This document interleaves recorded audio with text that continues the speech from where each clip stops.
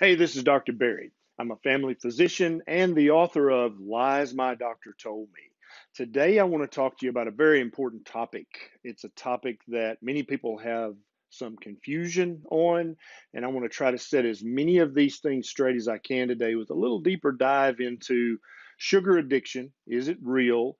If it is, how do you beat it? 6 ways you can tell if you suffer from a sugar addiction, and 7 ways you can fix it.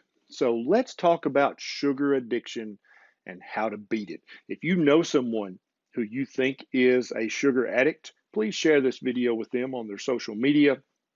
You can write them a letter, you can send them a text or an email, but make sure they get this information because many people don't believe sugar addiction is real. If they suffer from a sugar addiction, then there's going to be bad medical and mental problems in their future, and you can help prevent that for them by sharing this video. So let's get started. So I want to go through about 7 or 8 steps. Not sure how many. If there's more than 7, then congratulations, you got a bonus.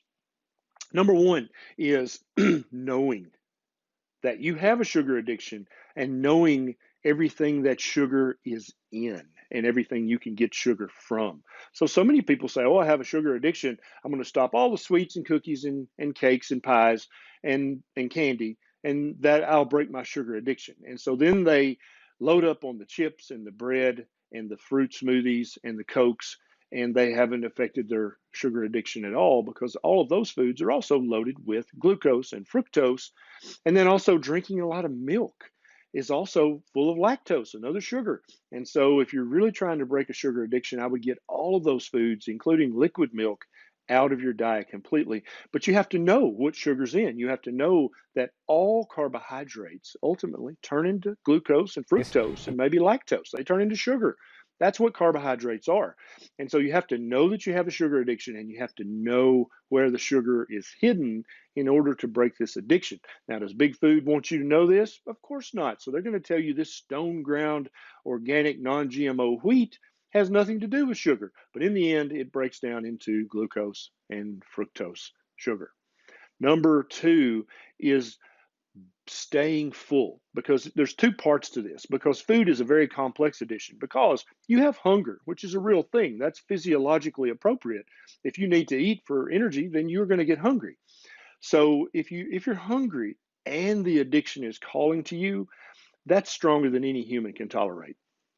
And so I recommend to people trying to break a sugar addiction is to eat a diet like a low carb, high healthy fat diet or a ketogenic diet or even a carnivore diet, because these diets are going to keep you physiologically full. You're not going to be hungry because you're going to be eating lots of good healthy fats and lots of good healthy proteins and maybe a few healthy carbs, but you're not going to be eating the processed fast release carbs that lead to sugar addiction.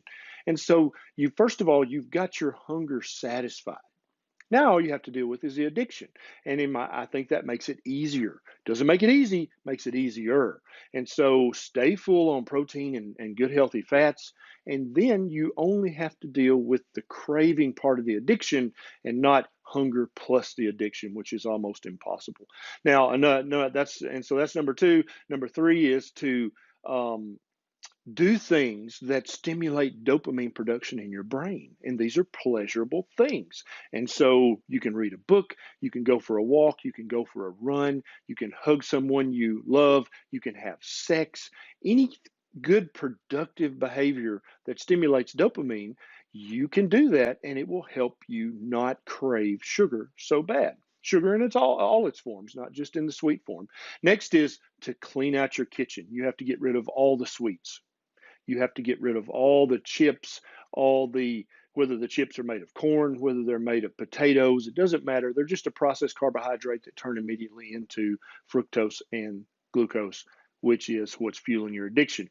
You have to clean your kitchen out, get rid of the milk, get rid of the fruit juices, get rid of the soft drinks, get rid of all the breads, get rid of all the potatoes and all of the snacks and treats and foods made with these things. Then when you have that addiction, you can eat some fat and protein. So you've satisfied your hunger. Then if you're still craving, then you can do one of the other dopamine releasing activities that I just talked about above. Next, I think this is a very important step, is to admit you're a sugar addict to your relatives. And they may laugh at you. They may say, that's not real. But I want you to be very earnest and very, very sincere and say, look, I'm a sugar addict. I need you to help me. I need your help. I'm trying to break this, and I want you to know about this so that when there's a special event comes up, you're not going to bring me that pie that you always make me for my birthday, or that cake, or that special bread you always bake. Don't bring me that stuff. I am a sugar addict. I'm trying to break this habit. Admit your habit to your loved ones and your friends. You don't have to admit it to everyone in the world unless you want to. That might actually help. But also in your Facebook groups, admit this. Admit this to your Facebook friends that you are a sugar addict and you're trying to break the addiction. Next is to make a plan. Now, some people, if they have an addiction, the best plan for them is to go cold turkey and just get rid of all of it and stop it immediately. For other people, it's to make a plan that's a month long or even 3 months long and slowly wean down the addictive substance over the next month or two or three. You know you better than I do. Which personality are you? And don't be playing reindeer games here. If you really need to cold turkey, then you need to cold turkey. But if that's not your style, it's okay. You don't have to quit your sugar addiction. You don't have to break it, go cold turkey today. You can do it over the next month or two. I think that's fine because you're ultimately moving towards better health and breaking an addiction. And I think that's a victory if you did better today than you did yesterday. And if you have plans to do better tomorrow than you did today. Next is to stay full. I already talked about this one. So stay full of good healthy fats, good healthy proteins, drink plenty of water, coffee, tea, whatever. But don't let yourself be in a situation where the craving's going to hit you and you're hungry at the same time. That's a bad combination. That's going to lead to failure. And then you'll be right back on the sugar train again. Next is to get plenty of sun and plenty of sleep. Both of these things really, the net effect is you get more dopamine, plus the hundreds of other health effects. Getting out in the sun every morning and getting a good night's sleep every night bring you. They are really, really good for you, but they also help keep your dopamine levels higher, which helps you fight this addiction. And lastly, but not leastly, is if you have another addiction, whether it's to drugs, alcohol, or tobacco, addictions are kind of like autoimmune conditions. They go hand in hand. And so that tobacco addiction, that smoking, is going to keep bringing up the sugar monster. I promise it will. And so I know it's going to be harder to quit two things at once instead of just one thing at a time, but you may have to consider doing that. If you have a problem with alcohol, that's going to absolutely feed back into your sugar problem, and they're going to build on each other, and you'll wind up failing at both. Now, if you've enjoyed this video, please take 1 second and click that subscribe button right down there. It's right down there somewhere, and there's a little bell right beside it. Click that, so every time I have a bright idea, you'll be one of the very first to know. This is Dr. Barry. I'll see you next time.